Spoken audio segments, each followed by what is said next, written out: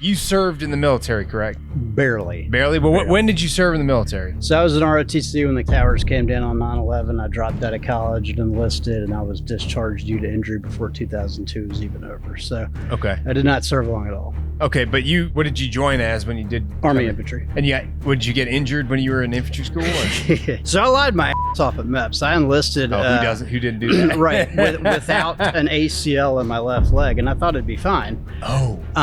The weird thing was, like, ROTC knew this, so I was wavered into ROTC. I was trying to follow my dad's footsteps. Yeah. And when the towers came down, I was already drinking my way out of college, and nobody knew that. Okay. And I was there on a math scholarship, so this is going to look really bad. Oh. I went and talked to a recruiter.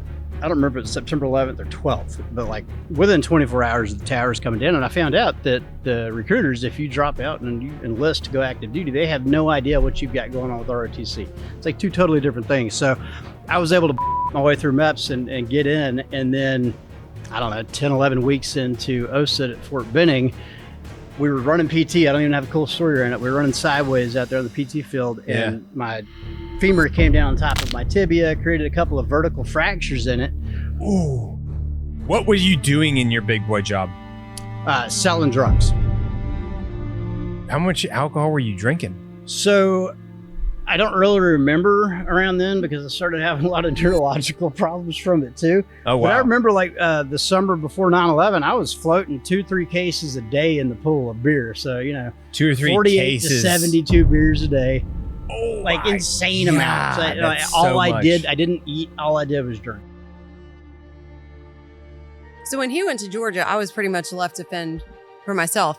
And, he was the businessman. So he was the one that made most of the money. Yeah. And I really didn't have, I had my 2-year-old, so I couldn't do a whole lot.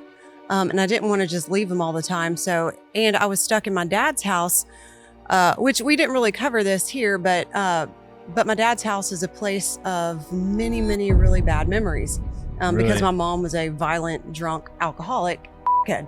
So I'm just like sitting here on this mattress. And like when we moved into the trap house, I could always go to my dad's house, but I didn't like to go to my dad's house because he was pretty, he was like done with us at this point, but he still loved us. He still wanted us to, be alive. So he was like, here, you can sit here. And he gave us a mattress in the middle of the living room, which was coincidentally like 3 feet away from where my mom had overdosed like 15 years prior. And died. Overdosed and died. Overdosed and died like 15. Yeah. So that, I was stuck in this house that I had so many bad memories in, and I didn't want to be there. I had lost my best friend.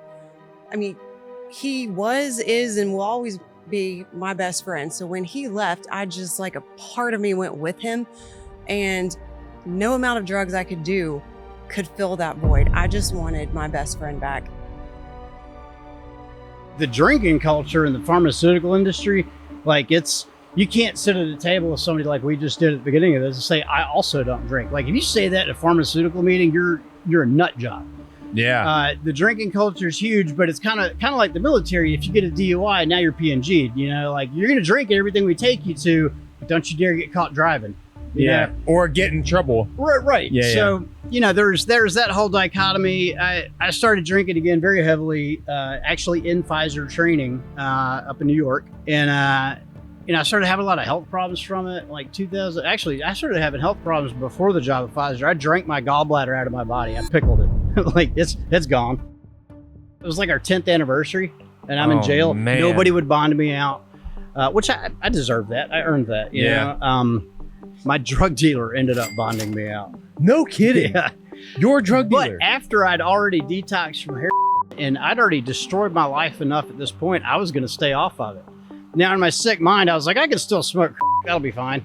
Oh my God. And we're going onto these streets one block at a time without shooting anybody, without arresting anybody, trying to stop the violent crime by enlisting the help of the local community to stand up for themselves. Now, what Jess is just getting at, like, we've been able to do this as a nonprofit in Memphis. We're trying to blueprinting exactly how we've done that, because at the end of the day, I'm just a drunk kid and I've been able to pull all this off. Like, I promise you, I'm not special. everything we've done is replicable and anybody can do it. So that is what Owen Army is. If you check out owenarmy.com, we are putting out training after training on exactly how we did this. And we've got the same guys that advised us on it, like Lieutenant Colonel Scott Mann, Ayman Kafel. The list is endless, who are coming in and they're doing trainings, teaching everybody that's in our little Owen Army exactly how we did it. We're basically trying to build an army of people just like us all over the country to go onto America's deadliest streets and fix them.